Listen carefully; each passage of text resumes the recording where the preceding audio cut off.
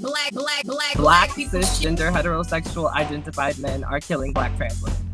Black ones. We are not talking about it in the church. Those street guys are already engineers. If they're mixing drugs and stuff together, they're chemical engineers. If you're just like, yeah, let's kill 50 cops just because, you know, that's only a fraction of the Black people that they killed.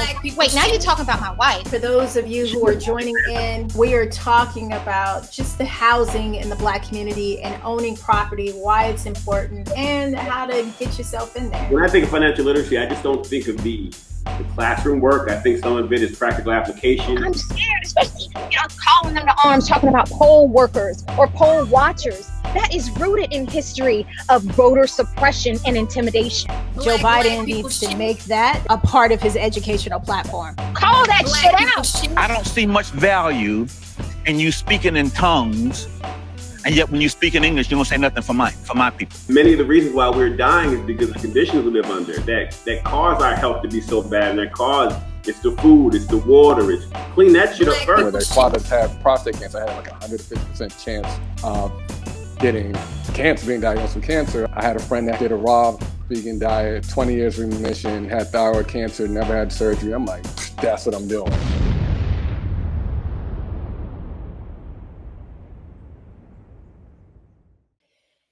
This week in Black People Shit, move your Black ass. How to lose that quarantine weight. I'm your host, Chrystee Pharris. It seems that in the past year, many Americans have put on a few pounds due to inactivity from our sheltering at home restrictions. What is now being known as the quarantine 15 or COVID curves are starting to become a real health concern now that the winter months are here and there has been an upsurge in COVID-19 infections. A recent study in the Annals of Internal Medicine showed that obesity put those with COVID-19 at a higher risk of death than those with other health-related risk factors such as diabetes or hypertension. Today I have with me to discuss how to lose that quarantine 15 is Coach Mia Shante, a certified personal trainer, precision nutrition level 1 health coach, and author of Planet Empowered, a 21-day jumpstart to a healthy you. As always, I have with me actress and Peloton queen Janora McDuffie and writer and weightlifting machine Abdul Majid. Please don't forget to like and subscribe and share this episode. And if you have any questions or comments about today's topic, please join us in the chat because we love to hear from you. Hey, welcome back everybody to another. Hey. What up? So good to see you y'all. guys. Happy Wednesday. Thank you. Happy Wednesday to you. And of course, all of you guys out there, you know we love and adore you. We appreciate you for being here every single week. So first up, last week, President Barack Obama sat down with Scott Paley of the 60 Minutes to discuss a whole host of topics, from Donald Trump's refusal to concede the election to Michelle Obama's not so pleasant response to his decision to run for president. What were your thoughts on this interview? Janora. Well, go ahead, girl. So I didn't watch it live. I watched it as a YouTube replay. And what happens on YouTube is it'll keep playing related videos if you don't stop it. So I didn't stop it. And what happened to come next is Donald Trump and his 60-minute interview. And the juxtaposition between there are no words to describe for me. I know y'all might feel a different way, but for me, just everything that he embodies, not even just an eloquent speaker, but his heart, I feel every time I hear him speak. And so to put that right next to what we are leaving, thank God, it's just night and day. And so it made me truly miss him as a man, miss him as a leader. I think he was, I don't know. I really felt him. I'm now moved to get his book, The Promised Land. I just think I just think he's an amazing man, and it really made me miss his leadership, and it really made me look forward to the next administration and leaving this current chapter behind that we've been in for the last 4 years. You know, one of my favorite things that he said was, he said, truth decay, how the truth no longer matters. You know, that you can just say anything and it's okay. And I love, he didn't say, and I, you know, that play on like tooth, I was like, did he say tooth decay? And I had to rewind it, and he was like, truth decay. And I thought it was so powerful, because I really, my prayer is that the new administration, that we kind of get back, not necessarily to our old ways, because I just don't think that works anymore. But I do hope that we at least get back to the truth. How about you, Abdul? Well, I think that he's in the top echelon of presidential orators. You know, there's Lincoln, there was LBJ, Reagan, the great communicator. There was Clinton, of course, but I think he's at the top list in terms of expressing his thoughts and ideas. I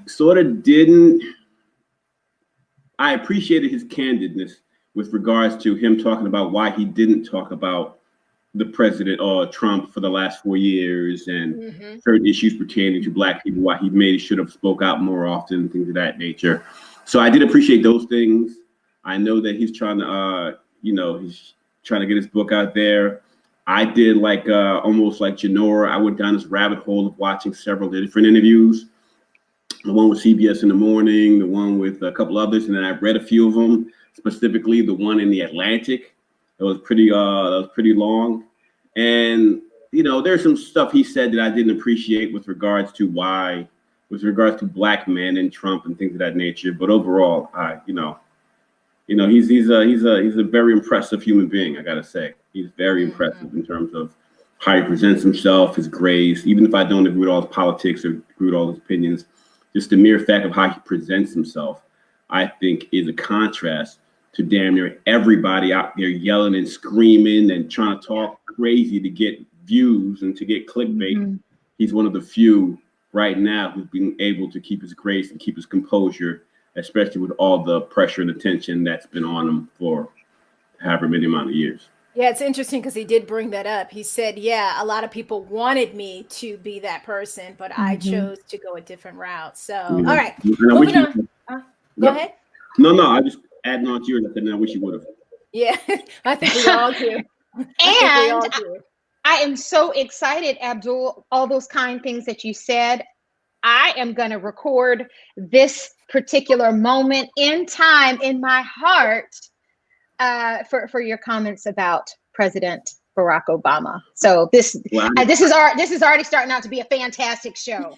I didn't want Mia Shante to think I'm a horrible human being now that she's sitting in the green. So, Mr. Legacy, thank you for joining. Hello to you. And then he asked, are we talking about President Barack saying things about Black men that weren't so high on the list?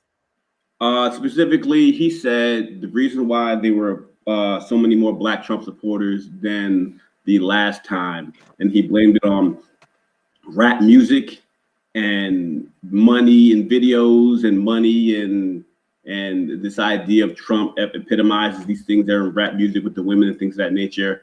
And he completely dismissed the records of the two people who he had up that Black men, since the beginning of this election, have been saying over and over and over and over again why they didn't like the particular candidates that were presented with them. And people just dismiss it and say, oh, it was rap music, that's why people like Trump. That's what my issue was. And he said, read the Atlantic. It's in the Atlantic article. He said it was because of rap music, they love Trump. I was like, that's very dismissive. Okay. All right. Well, let me move on to the next one. Next Monday night's Tampa Bay Buccaneers and LA Rams football game will be the first time in history that an all-Black officiating crew will work an NFL game. Hopefully it will happen, because as of today, I think like 5 LA Ram team members tested positive for COVID. So we shall see if it continues. But do you look at this as progress, or is the NFL just pandering due to our current social climates? Thoughts? Oh, I don't mind going first at all. And I am going to say this is progress. Granted, I know we've had similar conversations. We don't know someone's true intent. We can only infer it. And I am always the person that's going to infer the best. And I definitely think this is progress. I think this is an example of Black Lives Matter in action in terms of recognizing the history, the troubling history that we have had, and saying, you know what, we recognize it. And because of that, we want to showcase and do something about it in a positive way, especially in an educational way for our audience. So I think it lifts up. I think it highlights. I think it recognizes a troubled past. And so, yeah, yes, thank you. More, please. So yay, NFL. They got my vote. So Tim, happy birthday, baby! It's his birthday today. Happy birthday, Tim. Happy birthday, Tim. So he said, I hope they toss Brady from the game. You are hilarious. I need you to leave Brady alone. Kendra said, hi, fam. Thank you. So how about you, Abdul? I thought it was complete pandering. I think if you look back to everything that's happened, what's the name still doesn't have a job. Colin still doesn't have a job.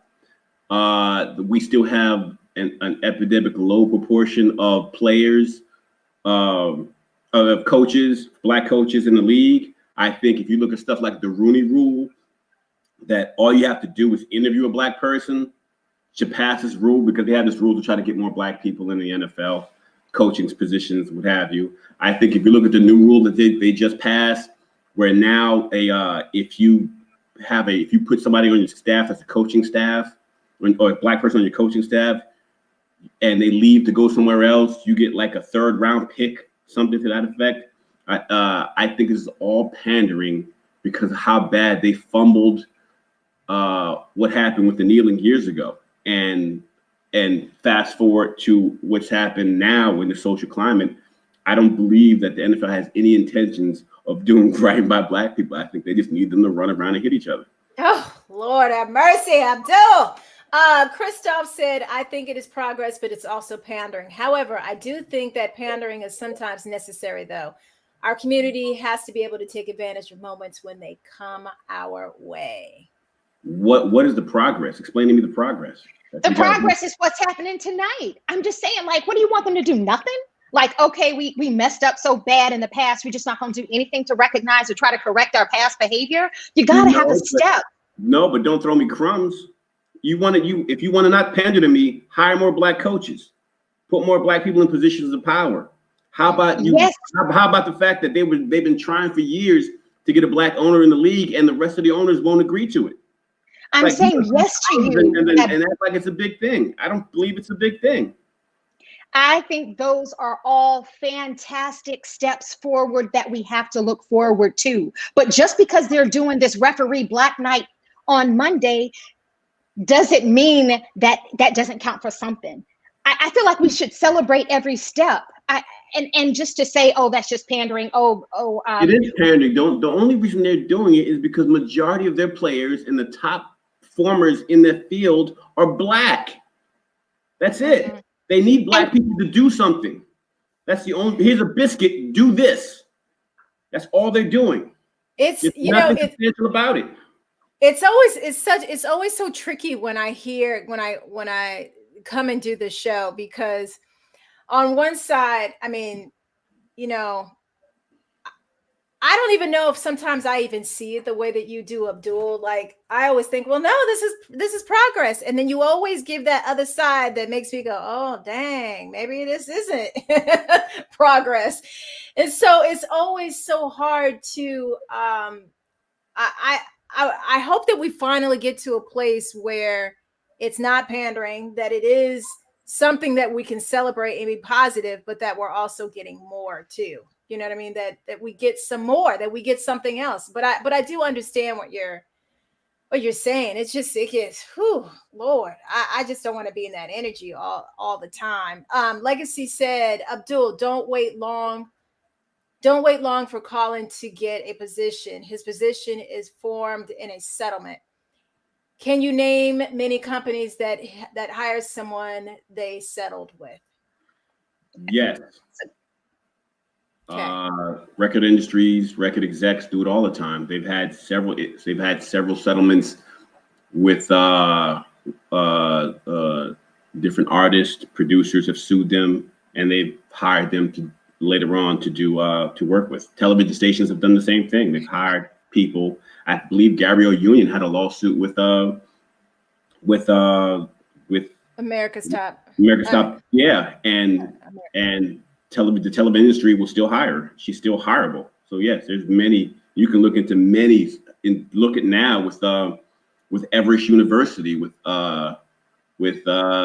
Professor Brett Weinstein, who had to sue the school over something that happened a couple of years ago, and now he has in positions with other schools. And it's like there's a whole host of entities that have been sued, and they've gone back and worked with them. So yeah. America's Got Talent. All right, so I want to get to this last little subject, but I want to make sure that I say yes. Please highlight Christopher. Yes, that's what I was gonna do. Okay. Yeah. I'm gonna move on, but I want to make sure I plug this. Political change, no matter the arena, is always incremental. It never happens all at once, unfortunately. And then, like as he said, they usually don't work with them again. That's a misleading statement, but we can move on. Oh God. Well, I know I cannot wait to get to Mia, but one last thing that has not been said yet in relation to this conversation is, yes, we want change within the organization, the corporation, political structure, but also let's not forget the power of visibility and representation. In other words, on Monday, for the first time, we're going to see a field of Black referees, when 9 times out of 10, it's a field of white referees. How many young little boys or young little girls are going to watch and see themselves and be motivated to think higher, to break the ceiling, to be bigger than what they are? That does mean something. So here's my wait. Let me just say this before you say. My thing is, I look at it from the positive, what you're saying, but I'm also saying, but are you guys going to do it again? Is this a one-time thing? And that's where I'm going to be like, okay, y'all really are doing something, because you're not just doing it just this one time. Are you guys going to do it again, to where it's not a big deal? It just so happened, hey, we're just going to hire all these people to do it, that it doesn't become like, oh, we're going to hire these Black people. Go ahead, Abdul. And then we're going to move on. Okay, yeah. The NFL has had Black people in this organization since the 40s or the 50s, something to that effect. They made astronomical amounts of money from the stadiums being filled, from sneaker deals, from the jerseys that they sold, from posters, from people buying stuff from the concession. They've made millions and millions because Black athletes are the top athletes in this particular profession. And you're talking to me about 5 referees as progress. After years and years and years and years of the money and influence that NFL owners have, they wield power to do a lot of stuff from a corporate standpoint because of these Black athletes making them so much money. And in return, you're saying, oh yeah, it's progress because you got 5 Black referees on one night of football, and you're trying to tell me that's progress? You're absolutely insane. All right. You're on mute. You're on mute, Janora. You're on mute, Janora. You're on mute, Janora. You missed all my smart ass comments then. Yeah. Absolutely. Moving on. All right. Okay. Just real quick, we want to send a little love out there to comedians Sinbad and Jeremiah.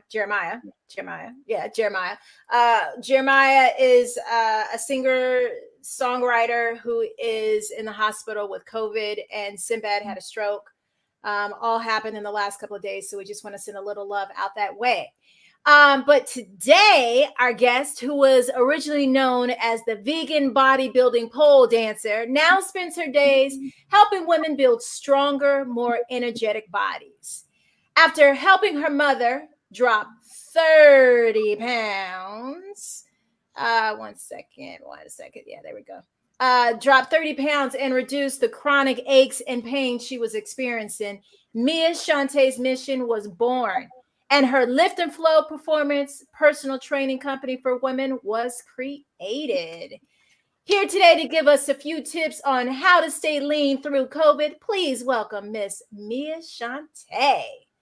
All right. Mia. Oh, she just disappeared. What happened? There you go. You're on mute. Yeah, you're on mute, Coach Mia. There we go. There you go. Hey. Welcome to the show. How amazing. We're so super excited because I can't lie. Although I have been working out, I have not been consistent. And I do want to make sure that I am doing it correctly, just so I don't kill my back over here. So we wanted to make sure throughout our show, we're always trying to do things to educate our audience, especially in the Black community, but it's obviously for everyone. So we wanted to have you on to just give us some few pointers. Tell us a little bit about yourself and how you decided to get started, and then we'll dive into showing some moves for us. Yes, for sure. I'm super excited to be here. Wait, we can't hear you. You can't hear me? I can hear. Okay, go ahead. Oh, okay. I was just saying I'm super excited to be here. A little scared of Abdul there after what I just watched. But so a little bit about me. How did I get started? Oh gosh, there's so many roles, right? With fitness, it's like all these ups and downs. Initially, it was rebounding from a toxic relationship. After that, it was a form of release, I guess, during a grieving period where I lost my godmother. And then the other time would be watching the power of just simple habit changes with my own mom. So there's just been so many moments where I've just known that this is what I was supposed to do, and seeing the benefits not only in myself but in the people that I've worked with, it keeps me going. You know, when you find that thing that you love and that you feel just in your bones, right, just in your blood, and you're making a difference, which is even better.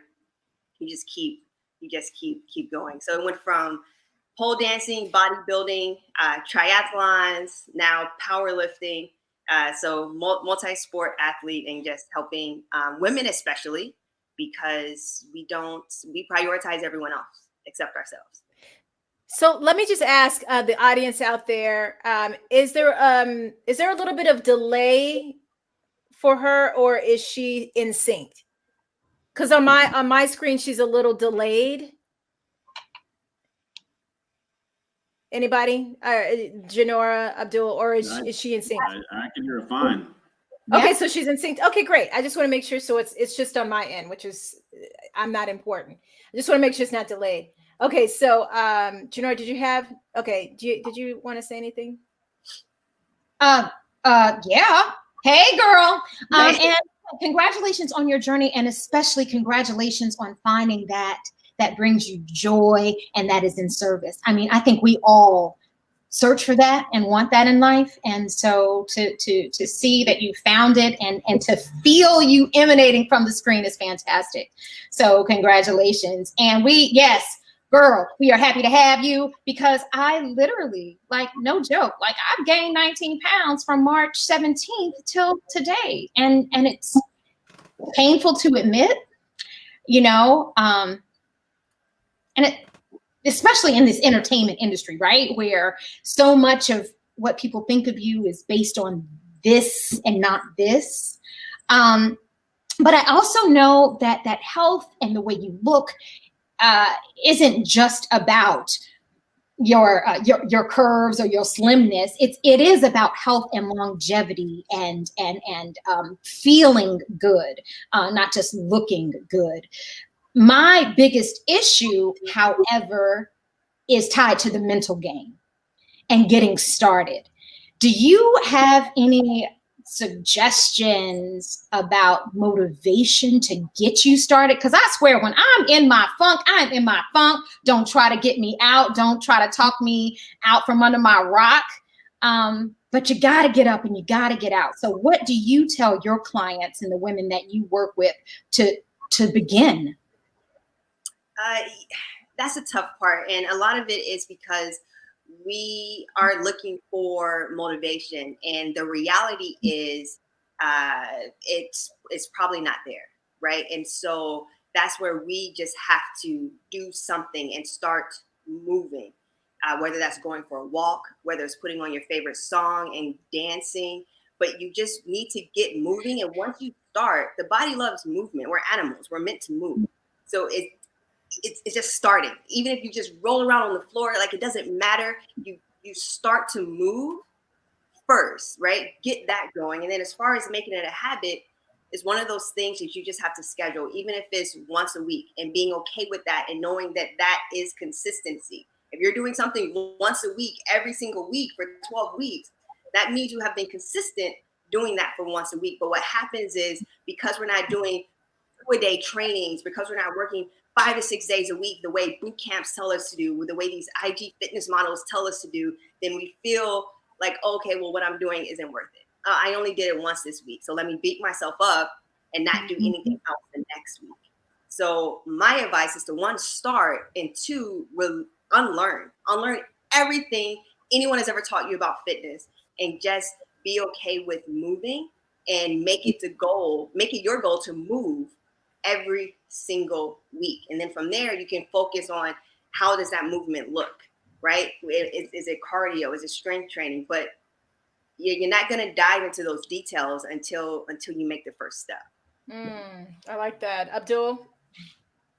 Did you wind up having any hiccups or getting the quarantine curves, or whatever they call it, during this time? And if so, what restarted your exercise routine? Yeah, so that's a very good question. This has been crazy. When the shutdown happened, I was in Los Angeles, and I was like, that's cool, let me go outside. I'm in LA, right? It's good weather. And it was fine until the weight of being just me and Sash all day, just us and our animals, and the lack of contact, and work being a little funny. It was just, that put me into a funk. And so then my everyday waking up became every so often. There were some things I always tell my clients to, or anyone actually, to have non-negotiables, and some of those things for me is like having a smoothie every day, or moving in some kind of way. It may not always be a workout. So that kind of stayed. But once we made up our mind to move, and then we moved into my mother's house in Chicago, that changed everything. And for those, during that month of preparing to move, and the 2 months staying with her, I think I gained about 10-ish pounds. And during that last month, I said, F this, I'm going to go to a gym. There was one nearby, and then I just started. And the pounds fell right off. But and I don't want to say that to be like, yeah, man, I dropped that quarantine weight, but it's more just like, you asked what got me going. It was stepping on the scale and seeing a number that I hadn't seen since I was 23, and that was 10 years ago. So when I saw that number, even though my body composition is different, it was enough for me to say, you know what, you have not been following your own advice. Get up and get going, and then that was that. So before we get started with the whole workout, how did you become vegan? And tell us a little bit about this book that you wrote.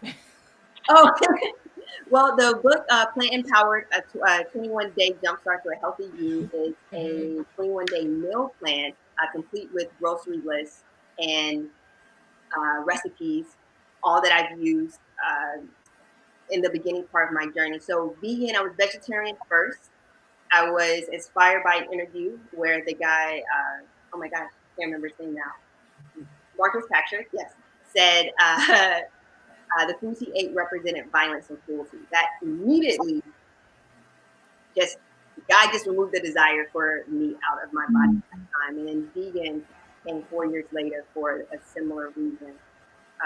Recently, though, I would choose to, just for transparency for anyone watching, I would choose to just go by plant-based, because that desire that was removed did come back. Not that I eat meat, but on a consistent basis.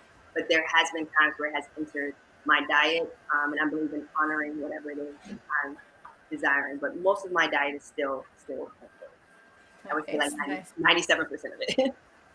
Okay, so show us some exercises that we can do to help, especially too, because I've been walking daily now, like, 3 miles or so at the park. And for the first time, I'm getting little knee issues. Like, I was like, why is this little right knee hurting every time I get out there and get this little walk on? Like, I'm not used to this. I was like, am I at that age where I'm like getting knee issues? Or is it because of these 15, 20 pounds that I gained from this COVID situation? It's because of the extra weight and the sitting and the fact that we ignore our hips. We ignore our hips. So that's going to be the first thing I'll start with. And hopefully you can hear me. I'm going to step back. Hopefully you can hear me. So the first move I'm going to show, and everyone has probably seen these, but the way I'm going to teach them, I learned from the glute guy himself, Brett Contreras.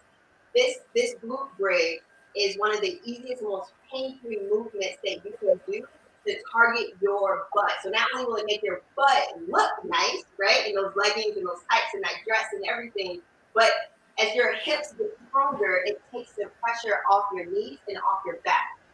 Essentially, now I'm getting into teacher mode. Essentially, what happens is the glutes extends the hips, so they're able to stand more upright. Many of us, because we're sitting all the time, this knee is in this, your hip is in this flexed position. So when we go to stand, we're standing kind of bent over without realizing it. I'm exaggerating, but this is what happens when your hips are in a constant state of flexion. But when your butt is strong, it pushes it forward and you can stand upright. So coming down in your glute bridge position, when you push up, let me start. You want to make sure your fingertips can touch your heels. Push up and tuck your hip. So I like to say, and your vagina toward your face, right? Tuck your hip and squeeze at the top. Come down, tap, and right back up. The biggest mistake people make is going into a glute bridge and lifting with their back, trying to get as high as they can. But when I tuck my hip, you see I'm not that high, but I have ultimate and maximum glute engagement here without jeopardizing my back. So I would say if you're looking for something easy to do that's pain-free, because I know there's a lot of people who stop working out just because it hurts. It hurts. You get discouraged, and I get it. No one wants to be in pain. I have many women who are in pain just to get out of bed, right? And so I start everyone. Everyone starts off on the floor. You can do this and tucking those hips and doing that glute bridge. Another thing, so after your hips, you then have your core. Dead bugs. Many people will start with planks, right? But what happens is when we're not doing a plank properly, we're sinking into our backs.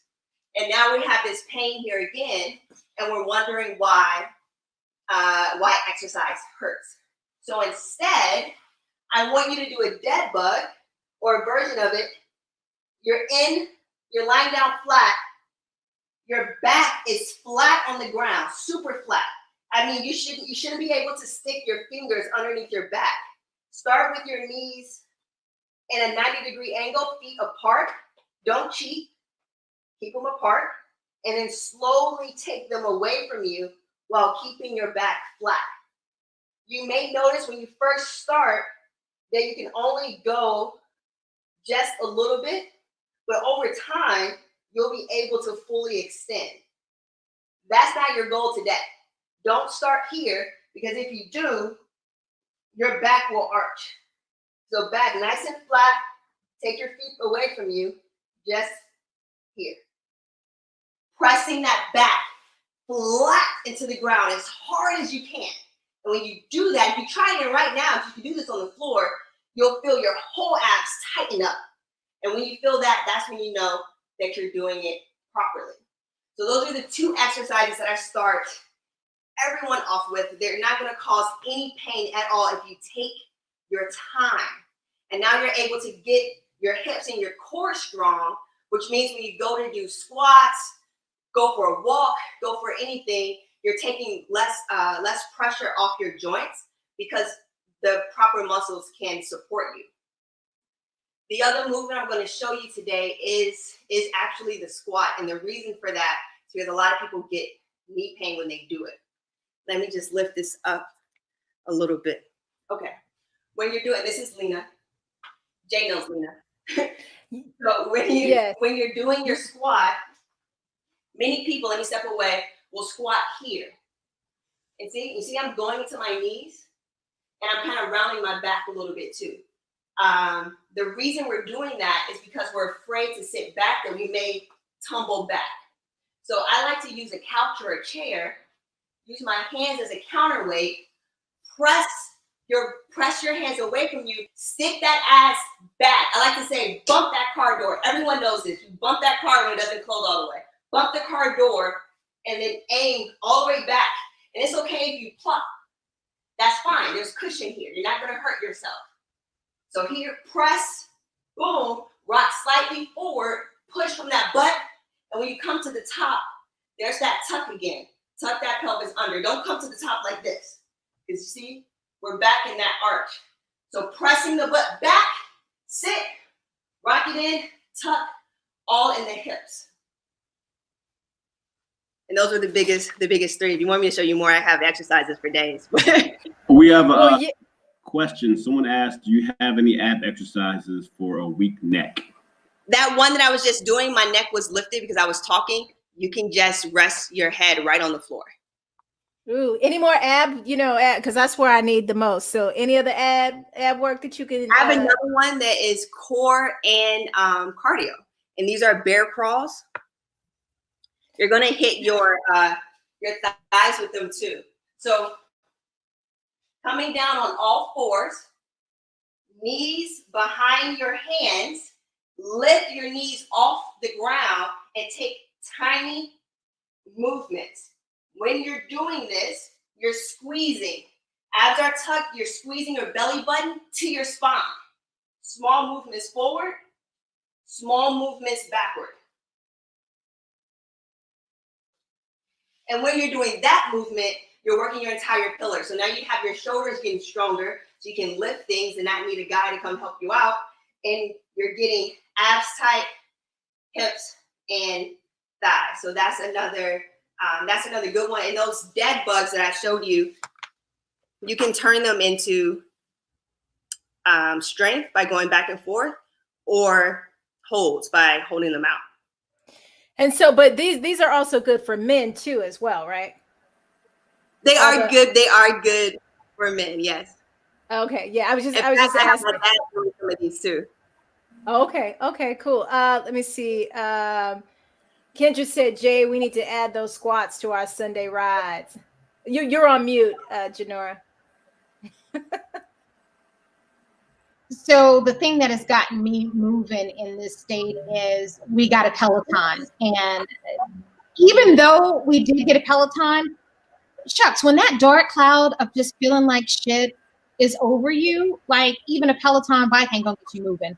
One thing that has helped me is accountability. So love to Kendra and my other friend Tori and Kathy, because we ride together and hold each other accountable. So we are taking notes and going to add some of these when we ride, on this Sunday. So yes, Kendra, let's do it, girl. Yeah, no, and I have an accountability. I have a couple, just in case, because a lot of times I watch the show. But Laura and Mario and Antonio, we all hold each other accountable. So we're about to add these to our little workout routine. I think it's gonna be great. That's perfect. I'm going to give you one more now that I know that there's like people really about to do it. There's another one for your butt. Hold on for 1 second. 1 second. Before you walk away, can you also show the group, is there anything people can do for cardio? Because I know a lot of people. Yeah. Is there any cardio stuff that people can do, exercise while they're at home, before you back up and do the exercises? If you can go outside, I would say the best form of cardio is walking. It's our foundation. If you can't walk, you can't expect to work out. It's one of those foundational things. If it's cold outside right now or your movement is limited, those bear crawls are cardio. Squats can be turned into cardio if you keep your rest breaks short for anything that you're doing, right? Because cardio is just getting your heart rate up, can be turned into cardio. And something that I like that's low impact, it does require a band, and this works your hips as well. If you have one of these fabric bands, and I like the fabric ones because they don't roll around on you, putting this on here and going into some low impact jumping jacks like this really gets the heart rate up. If you're trying to break that band by aiming both your knees out, right? Not letting it collapse into you, not doing this, but pressing those knees out. This will get that heart rate up. Dancing. I'm a big fan of turning on music in your living room and dancing, because that's something that you can do. And how long, how many miles should you walk that helps, or how long should you be walking in order to really, that it's going to really serve you? I like to recommend 30 minutes a day. With that being said, I'm always hesitant to give recommendations because I don't want people to be like, oh shit, I don't have 30 minutes and be discouraged. So I like to just say to just walk and move as often as possible. I even have a lady who her schedule is so crazy. She does 10 minutes here, 10 minutes there. And throughout the day, she ends up building up to an hour. And I think that's okay too. Many of us are, there's a lot of women that are being teachers right now and working and being wife, and men too. Like my dad is a stay-at-home dad right now with 2 little boys. Like there's very little time in the day. So I say squeeze it in. If you're on the phone, pace. Don't take the phone call sitting down. Stand up. Walk the fuck around your room. I'm sorry. Walk around the room. Any moment that you can get to move. I'm also a fan of micro workouts.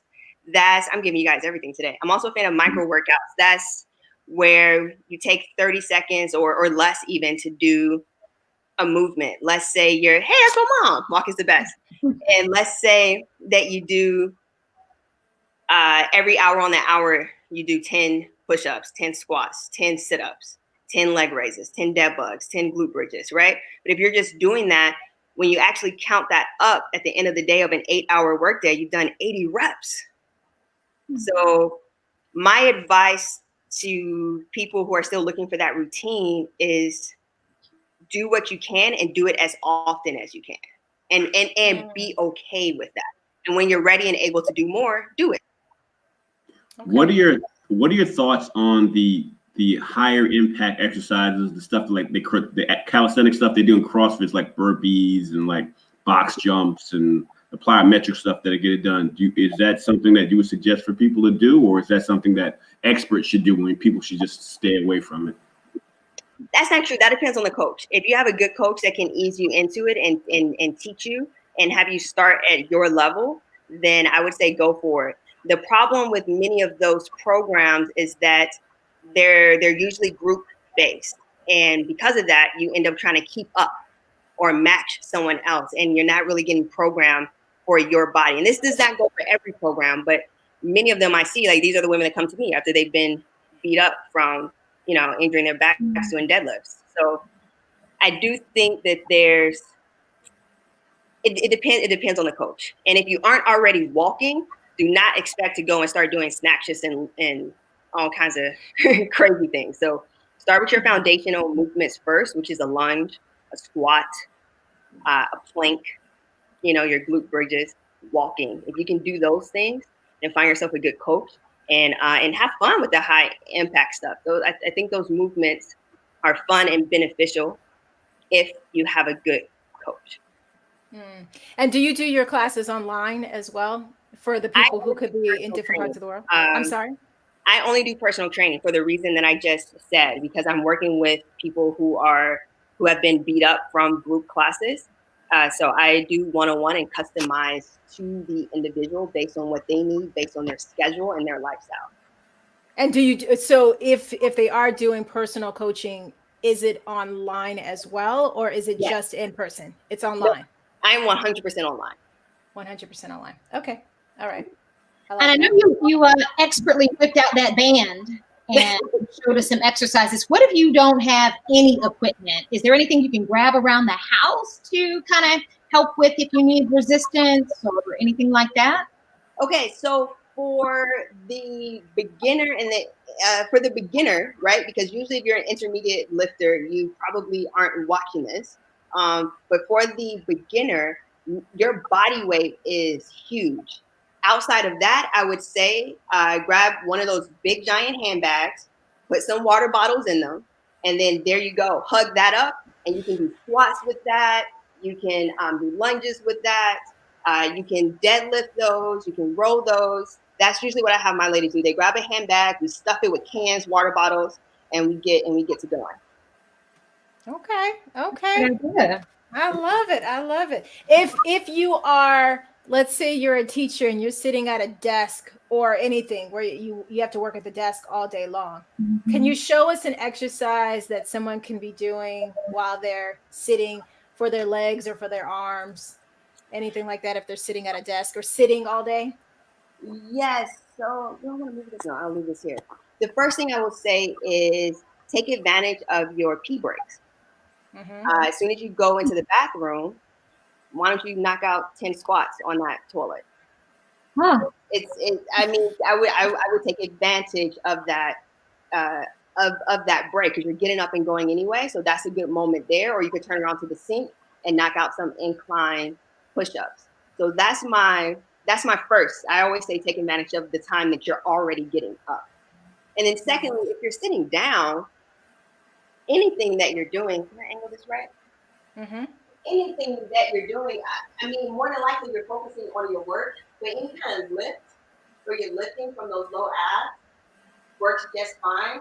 Or if you want to grab something heavy, I don't know what you're doing, but you can do all kinds of things to get moving. You don't have to grab anything. Like if you're just squeezing your muscles and doing this kind of movement, getting some twist in, stretching, like any movement that you do is good for is good. You get your blood pumping. But my biggest advice is taking advantage of those pee breaks.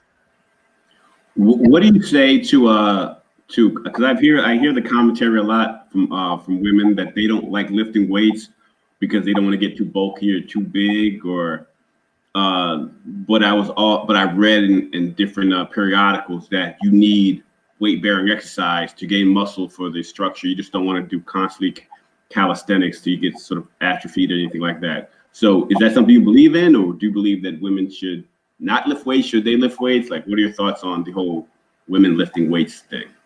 Yeah, I'm a power lifter. I believe in the heavier the weight, the better. Like lift, get your body strong and resilient, because as we get older, we hold on to muscle less, right? It begins to break down faster.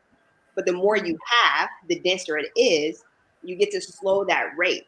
And therefore, you get to stay stronger longer. Therefore, your quality of life gets better. Therefore, you can be 70 years old, walking around and lifting stuff and taking care of yourself without any help. So definitely lift. As far as the myth about getting bulky, most women do not produce enough testosterone to get bulky, nor are we going to set out the workout schedule to get bulky.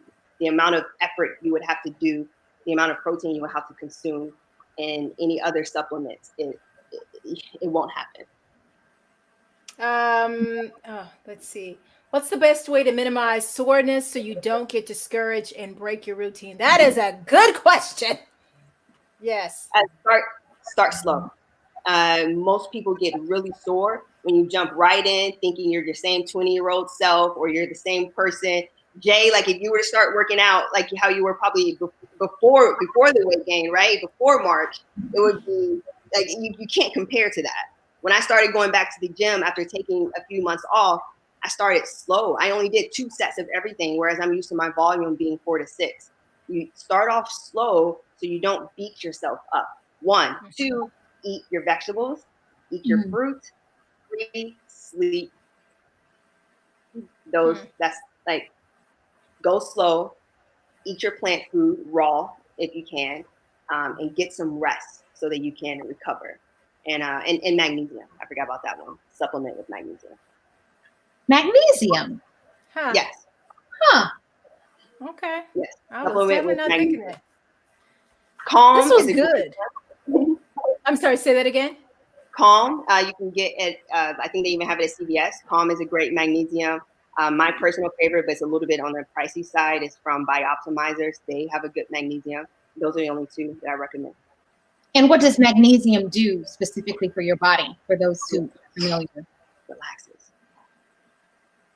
Helps you relax, helps with recovery.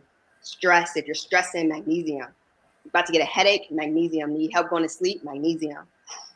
Mm-hmm. So Thanksgiving is next week, and all the trainers who I ever met or was trained by, they always say, if you're going to eat during Thanksgiving, work out before you go eat. Is that something you do, or is that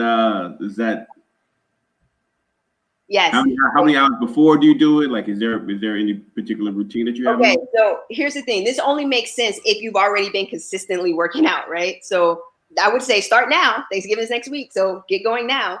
And one of the things that I would do, well, it depends on my goal going into Thanksgiving. Typically, my goal going into Thanksgiving is to eat as much as possible. Yep. That is my intention. So if that is my intention, then I'm going to make sure I get my fast metabolism smoothie in, which is in my book. You can find out what that is. I get my fast metabolism smoothie in, and I work out, and then I get a really intense workout. So I make sure that I've built up, right? This is why I say you can't start that day. I've built up, so I know I'm not going to be super sore, and I'm crushing it in the workout, so that when I'm depleted, right, because my body has used all the sugars and it needs energy to recover, then I can max out on the food. And it can be energy to pour back into me since I was just depleted. Do you do a lot of carbs that day, or you just eat whatever's in your face? Cakes, cookies, like you tell people have a restriction on the amount of cakes and pies and stuffing they have, or is it just work out really hard and then go work and then go eat whatever you want? So again, this goes back to your individual intentions and your goals. I'm not gonna go crazy on sweets. I will have some, but I'm not gonna go crazy on it because I know the damage that refined sugar does to the body. I will go crazy on everything else though. My advice to people is know your goals. If you've just now started a weight loss program and you just now started to get fit, don't throw it. Don't throw it. Have a plate, have one of everything, enjoy it, and stay focused. If you've been focused, and let's say you've been on a calorie restriction, then go ahead, refeed, fuel up, and have a great time. But it really does depend on the goal. At the end of the day, cherish your body. That's really what it comes down to. Okay, I do have one real quick because we're going to be wrapping up pretty soon. And if there's any other questions out there, make sure you guys put it in the comment. We'll make sure we get to it.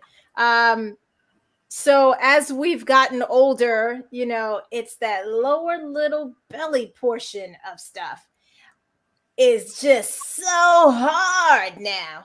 So I know you had the bear crawls and all that kind of stuff that helps the abs. Is there anything else I can get to help that lower little? I'm moving it right now. It's like moving. So when you want to get specific like that, yes. That's when that consistency level has to bump up a little bit and your diet has to be on point. Oh, okay. There's no kind of in or out, working out once a week for that. If you want to lose that belly fat, like you want to get on some kind of diet. When I say diet, I mean like calorie restriction, where yes, Ma, you need your daily green smoothie. That's right, your fast metabolism smoothie. And your diet has to be on point. Your workouts have to be on point. Your effort level has to be, you have to be reaching muscle fatigue in your like 3rd and 4th weeks in your programs. It's just that simple. You have to go hard in the paint if you want to get that last little bit. Okay. All right. Is there any other questions out there? Go ahead, Janora. Yes, because Abdul had interrupted Coach Mia Shante when she was about to show an exercise for the ass. You know, I have not forgotten about that moment in time because that is my area. You know, I play off my 19 pounds because you see me from here up, but I swear I am blessed. I got my mama's jeans from North Carolina, which I am proud of. I just want to make sure that they are at its best. So if you are up for another demonstration of something specific for the ass and thighs, I've got my pen and paper ready. Okay. Yes. So let me show you this one. This is on the floor. It doesn't require equipment. This is specifically for the butt. Now, Jay, pay attention because if you don't do this properly, you will not hit your butt. Plain and simple. And many people butcher it. So go a little bit to your go ahead. Go. Yeah, perfect. In that area. Yes. All right. So, Jane Fonda style, right? Take this top leg, but here's the thing: you want to take it back. Do not do this. This is not the exercise. If your leg is going that high, you are doing it incorrectly. So lay down, prop up your neck, right, for the weak neck muscles. Squeeze that butt, take your leg behind you. I have my foot flexed. You can see that I want to point my toe down. From there, I'm going to tap that toe, lift. My leg is not going that high. And what I'm doing is I'm working my top butt. Many people will say it's like your side butt. That's because it kind of wraps around. But I'm working that top butt and I'm squeezing at the top, tap, squeeze at the top, tap, squeeze at the top. And this is all in your butt if you take that leg back. If this is easy for you and you're able to knock out 30, come on up. Then I gotta take off my shoe. My girlfriend will kill me if I put my shoe on the couch. So get on, elevate, same thing, but now you get to go past the floor, up. So you get a longer range of motion here.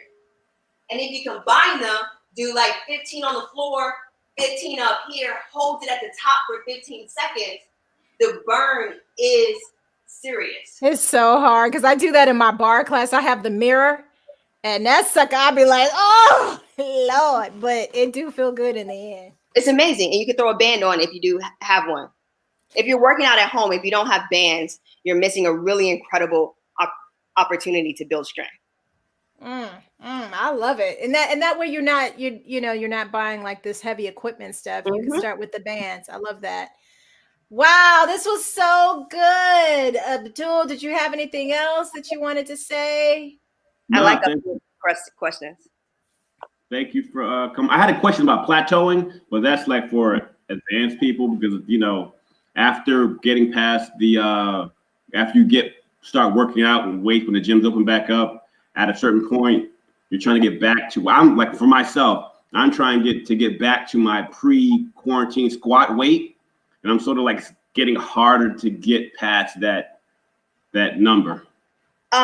For you, this is fun. I love advanced people too. For you, I would put the squat, the regular back squat away for a second. And instead, I do front squats too. Okay, good. Which one are you trying to get higher, the back squat or the front squat? So right now, my pre-quarantine squat was like 495, and I'm stuck right now at 405, and I'm trying to get back to 495. And this is the back squat you're talking about? Back squats, yeah. Okay, so continue with your front squats. Go deeper in your lunge workout. So Bulgarian split squats, deficit reverse lunges. And ignore the back squat for a second, unless you're going to work on like your weakness, whatever your weakness is, whether it's at the top or the bottom part of the squat, you can work on that. But otherwise, you know what I mean when I say. Yeah, I know what you mean. Yeah. Okay, so if you're work on your weakness only and not the full movement, take a month and hammer in those other areas properly. Like go ham on the form. Like make sure your form is spectacular and push to actual fatigue. So make sure you have a spotter around, push until you can't get there. And when you go back to test that squat, you should be able to break past that plateau. So I do the lunges with the barbell lunges, and I got to do the reverse lunges because I do the regular lunges and I don't do the walking lunges. So maybe that might, but what do you think about like the hip thrusters that people keep telling me to do? Oh, absolutely. If you're not working your butt, you're missing out. it's all about the hips. Yeah. It's all about the hips. And I would say focus on your deadlift too, and like good mornings. Yeah. I would just do everything else and target those hips. That abduction stuff that you just saw me doing, I would do abduction work too. All the girl booty exercises, I would do those. And that will make that squat go through the roof. Okay. Yeah, tell him he. Oh, I love it. I love it. I love it. Kelly said, work, work, work, work, work. And Miss Monica, both of my Midwest folks, great tips and thank you. You're welcome. We want to thank you for joining us today. Such an inspiration. And this might be one of the few that I'm actually going to go back and rewatch and like, be in there talking about crawling on the ground, doing like this, the little bear walks. I love it. Yes. We want to make sure we get to our BPS of the week. Mia, stay on real quick. We like to honor somebody in the community who is doing something fabulous for the community, in the community. And so we are going to honor our BPS person of the week. So our BPS person of the week is a man who dreamt beyond the stars and made it. Yesterday, Tuesday, November 17th, Victor J. Glover became the first African-American to ever begin a full 6-month stay aboard the International Space Station. He's originally from Pomona, California. Victor Glover went to California Polytech State University on a wrestling scholarship and graduated with a degree in general engineering. After serving in the Navy as a fighter pilot, Victor went on to earn 3 master's degrees in flight test engineering, systems engineering, and military operational arts and science. While working for Senator John McCain in 2012, he was selected for the 2013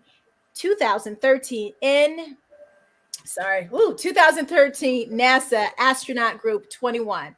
After completing training in 2015, he was assigned to fly on the first operational flight of SpaceX's 2018 Crew Dragon.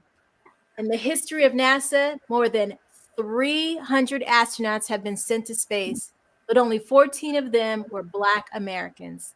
Now, as a member of ISS Expedition 64 and 65, Victor J. Glover is the only African American to have been allowed to stay in space long term. For your willingness to push beyond your limitations and courage to make history, Victor J. Glover, you are our BPS person of the week. I'm Chrystee Pharris, and that was This Week in Black People Shit. Again, everybody out there, we just want to say thank you for joining us every single week. We are at episode 25 right now. So we thank you for joining us. Next week, our special guest is going to be Denise Boutte. She's going to come on and give us some nice little recipes, New Orleans style. So we're super excited. She was in media. We played sister-in-laws on TV One. She was also on Tyler Perry shows. So you guys are in for a really great treat. And then following that, we're going to take a little bit of a hiatus for a little while. I think for 2 weeks, or is it 2 weeks or 3 weeks? 3 weeks. We're going to take 3 weeks off. And then come back and do a holiday special on December 23rd. So we're super excited about that. And then we'll finish off and come back January 6th with a whole new spin of BPS, which we're really excited about. Again, thank you for liking and sharing. Kelly Flint said no pain, no gain. And I think that's it. We're going to sign out. Again, Coach. I was just going to say again, Coach Mia Shante, thank you for being here, giving us your wisdom. If you guys would love to, wrong one, there we go. If you guys would like to reach out to Mia, this is her IG. You can also reach her here on her website. And I think that's it for that. And then Janora, would you like to say something? Abdul, would you like to say something? Go ahead, Janora. Go for it. No, I was just asking, can Coach Mia just say the name of her book again and where they can get it? Yes, Plant Empowered 21-day jumpstart to a healthy you. When you go to liftandflowperformance.com on the one of those tabs, it says ebook. Just click on that and it takes you right to it. Nice. Yeah, Janora? you have blessed us all, Mia. So thank you so much, and continued success in changing lives and moving the world forward toward love and health. Yay! Yay! I love it. Thank you all so much for having me. This has been so much fun. I love teaching, so this has been great. Thank you.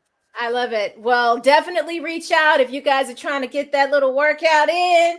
Do you also take men too? Because I know that you were being very specific with women. Do you coach men as well? I do, yes. Okay, you do. Okay, great. I don't discriminate. I just highlight women. Okay, got it. I just want to make sure all the men out there know. Well, thank you, everybody. We will see you guys next week. Enjoy the rest of the week. Get out there and get off your black ass and get out there and get some